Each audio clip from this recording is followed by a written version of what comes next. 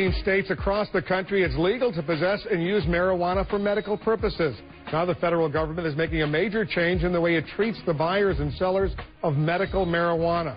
Let's bring in our Homeland Security correspondent, Jean Meserve. She's got the details. Pretty significant change. Well, it depends how you look at it. The Justice Department is advising U.S. attorneys not to prosecute patients and caregivers who are following state medical marijuana laws. But will it make a difference? That depends on who you talk to. At North Hollywood Compassionate Caregivers, a marijuana dispensary, relief that the federal government will no longer target legitimate users of medical marijuana.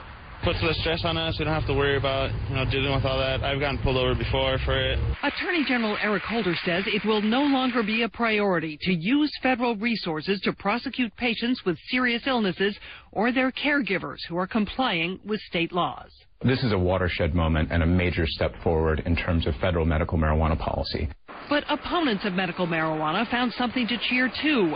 A memo to federal prosecutors outlining the new guidelines says prosecution of commercial enterprises that unlawfully market and sell marijuana for profit continues to be an enforcement priority. We see these guidelines as giving clarity, allowing law enforcement to move forward and enforce our federal laws and shut down these storefront operations that are nothing more than a free ticket for drug trafficking.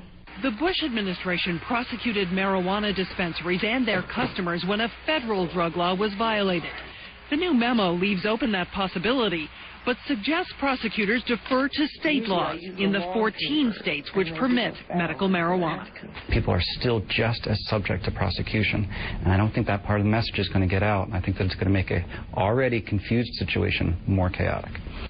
The Justice Department took pains today to underline that drug enforcement is still a core priority, noting that marijuana distribution in the United States remains the single largest source of revenue for the Mexican drug cartels. Wolf? Jean Meserve, thanks very much for that.